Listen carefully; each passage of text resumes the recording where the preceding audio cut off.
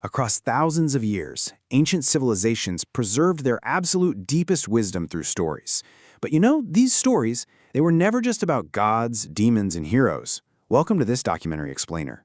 Today, we're going to decode how the ancients actually mapped out human consciousness itself. We'll be diving into Satyarth Nayak's fascinating book, Mahagatha, 100 Tales from the Puranas, to uncover the hidden system operating right beneath the mythology. Okay, let's jump right in. We kind of have this tendency to treat mythological tales as random fables, right? Like they're just primitive fantasies. But when you look closely at the 100 stories collected in the Mahagatha, a completely different picture emerges. These aren't just isolated events. They actually form a massive, deliberate psychological system. Every single cosmic event, every divine battle, and every ancient curse is really a mirror, reflecting human nature and our own internal evolution. So here's our roadmap for today. We'll cover the map of consciousness. Phase 1, creation. Phase 2, internal conflict. Phase 3, inevitable decline. Phase 4, self-realization. And finally, ancient wisdom for modern life. Section 1. The map of consciousness, the monumental design of the Puranas. Let's start by looking at the sheer monumental design underpinning all of these texts. The Puranas don't just operate randomly. They follow a remarkably strict, unyielding law.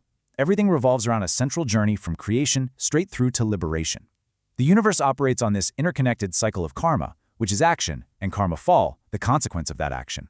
It's essentially a continuous loop guiding human consciousness from its very inception to its ultimate self-awareness. So you aren't just reading stories here, you're literally reading a blueprint of cause and effect. Section 2. Phase 1. Creation, the beginning of awareness and order. Okay, so the very first phase of this system represents the spark of awareness. Before you can have any kind of conflict or growth, there absolutely must be structure, order, and the delicate balance required to sustain life. In the stories, this balance is perfectly represented by the Trimurti, Brahma the creator, Vishnu the preserver, and Shiva the transformer. But look beyond the theology for a second, because this is actually a profound lesson in systems thinking. The cosmic actions of these three forces teach us that building anything in life, whether that's a career, a family, or an entire civilization, requires a careful, ongoing balance. You've got to create, you've got to maintain, and inevitably, you have to allow for transformation and dissolution to make way for the new. If you neglect even one of these, the whole system collapses. And honestly, this brilliantly illustrates just how deeply the ancients understood balance. There's this moment when Brahma is struggling with creation, and Shiva takes on the Ardhanarishwara form, half male and half female, split perfectly down the middle. It is a stunning visual of divine duality. It tells us that true creation, and true harmony for that matter, require the union of diverse opposing energies. You simply cannot build a complete world, or a complete self, by rejecting half of what exists. Section 3. Phase 2, internal conflict, the rise of ego and illusion. But here's the catch. As awareness grows and we build our systems, ego naturally emerges, and that pulls us right out of harmony and into the second phase of this system, conflict. The cosmic wars between the devas, the gods, and the asuras, the demons, are actually metaphors for the human battleground. They represent the internal clash between our higher virtues like wisdom, discipline, and love, and our lower instincts like ego, greed, and anger.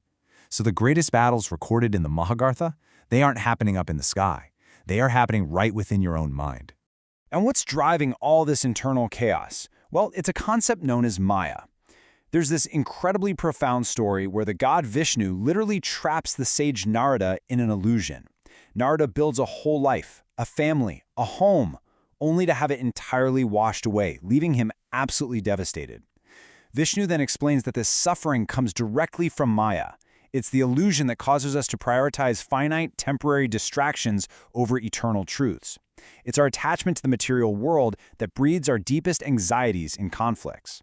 Section 4. Phase 3. Inevitable decline, the imbalance of systems. So because of all this ego, attachment, and illusion, every single system eventually faces imbalance. The Puranas map this decline beautifully through the timeline of the yugas or eras.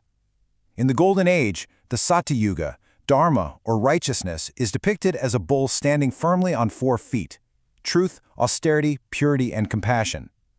But as time marches on through the Treta and Dwapara Yugas, Dharma loses a foot in each era. By the time we hit the Kali Yuga, which is the age we're supposedly in right now, ignorance and conflict dominate. It's a systemic, very gradual descent. The really crucial takeaway here is that everything we create eventually changes and decays. We see this vividly in the tragic end of the powerful Yadava clan, and in the shifting fortunes of mighty kings who are ultimately humbled by time. But you know, the overarching lesson of this phase isn't despair, it's acceptance. Wisdom comes from realizing impermanence. When you finally understand that systems inevitably decline, you can start to detach from your ego's endless demand for permanent control. Section 5. Phase 4. Self-realization. The journey inward. Now, this systemic decline, it naturally forces a major turning point. When the external world proves to be completely chaotic and transient, human consciousness gets ushered into this final stage. Here, the goal is no longer external power, it's internal understanding. And what's great is that the Puranic system is incredibly pragmatic about this. It doesn't demand just one single way of living. Instead, it lays out 3 distinct paths to achieve moksha, or ultimate liberation.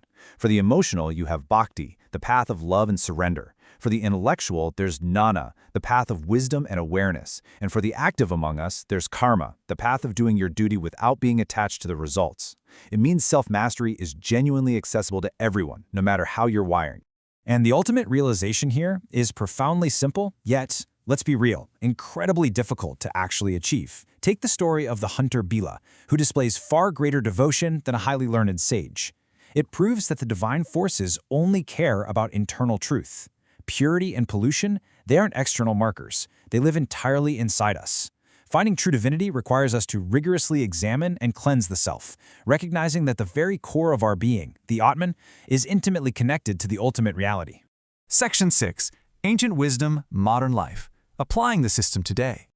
So, what does this all mean for us? How do we actually use this map today? Let's translate these cosmic principles into actionable frameworks for our modern lives. The terminology might be thousands of years old, but the psychology is absolutely timeless.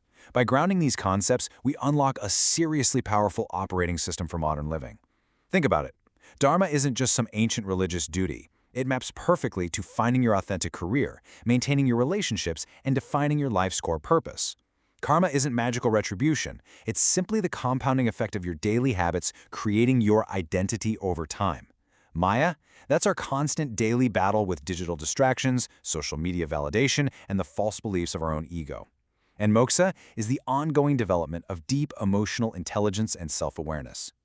When you step back and pull all 100 of these tales and thousands of years of philosophy together, the entire Puranic system can literally be distilled into one beautiful life equation.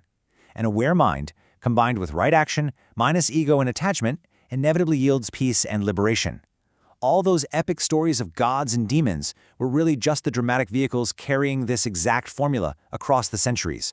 Because at the end of the day, these stories were never just about the past. They were, and they still are, mirrors of the human mind. This monumental 4-phase journey through creation, conflict, decline, and realization leaves us with one final, incredibly provocative truth to explore. The universe out there is vast, for sure, but the ultimate frontier is within. So the only question left is, are you ready to look in the mirror?